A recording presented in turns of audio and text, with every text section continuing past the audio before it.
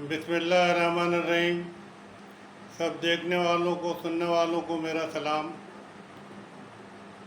आजकल जो सियासत में खराबियां पैदा होती जा रही हैं, लोगों को एहसास नहीं कि वो माशरे को किस तबाही से दो चार कर देंगी।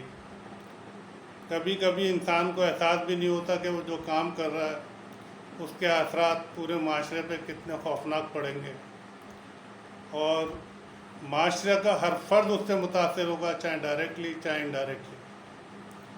सबसे बड़ा अफसोस ये है कि समझदार पढ़े लिखे लोग जो बाशऊर भी हैं, अगर वो इस किस्म की हरकतें करेंगे तो जो कम पढ़े लिखे लोग हैं उनसे क्या शिकायत की जा सकती है। इस वक्त मुझे एक फिल्मी गाने का वो अशार याद आ रहे हैं कि उसको मैं इस तरह से कह सकता हूँ कि ज़मीं जल गई, आसमां जल गया, सियासत में सारा जहां जल गया।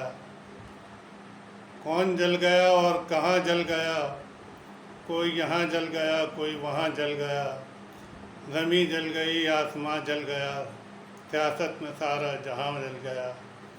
हमारे सियासतदान माशरे के वो बाइज़्ज़त लोग हैं जिनकी पूरे माशरे में एक इज़्ज़त है।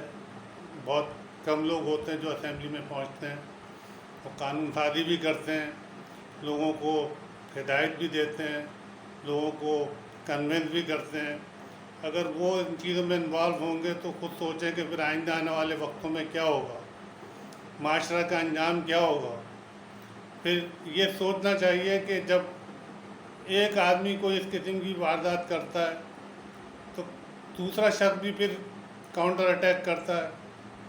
फिर ऐसी रवायत पड़ती चली जाती हैं कि हर घर का, चाहे बच्चा हो, चाहे बेटी हो, चाहे भाई हो, चाहे बाप हो, उसके बारे में फिर इस किस्म की फीलिंग शुरू हो जाती है और लोग ऐसी सच्ची या झूठी वीडियो बनाना शुरू कर देते हैं जो बाइस नदामत भी होती हैं, और उसकी वजह से सारे का सारा घर मुतासर हो जाता है, पूरी फैमिली डिस्टर्ब हो जाती है।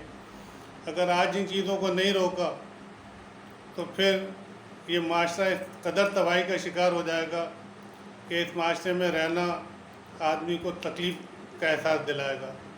तो मेरी सबसे रिक्वेस्ट ये है कि इस चीज़ को ख़त्म कर लिया जाए, बजाय इसके कि आइंदा आने वाली तबाही में सब इसका शिकार हो जाए।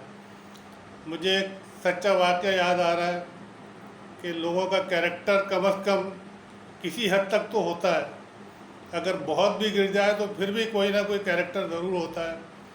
ये मैं इंडिया का एक सच्चा वाक़या आपको सुना रहा हूँ। मेरी वालिदा ने मुझे सुनाया था। उन साहब के भाई को मैंने देखा भी था, मोहम्मद खां नाम था उनका। तो मोहम्मद खां साहब गांव से शहर में जाते थे कुछ काम के सिलसिले में, कारोबार के सिलसिले में। एक दफ़ा स्टेशन पर उनकी जेब कट गई। अच्छी खासी रकम थी उस ज़माने के वक्त के हिसाब से। उन्होंने स्टेशन मास्टर से शिकायत की, रेलवे पुलिस ने भाग दौड़ करके बहरहाल उस बंदे को पकड़ लिया। वो एक बड़ा नामी गिरामी डाकू था, और जब उसको पकड़ा, उससे जो भी कार्रवाई करके रकम वापस ली गई, तो उसने मोहम्मद खां से कहा था कि मैं तुमसे इसका बदला ज़रूर लूँगा। खैर बात आई गई हो गई, फिर वो अपने दुनियादारी में मसरूफ़ हो गए।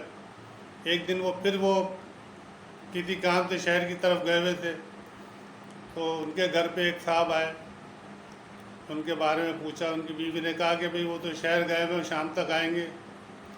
तो उसने कहा मैं बहुत दूर से आया हुआ हूँ, मैं उनका इंतज़ार कर लेता हूँ।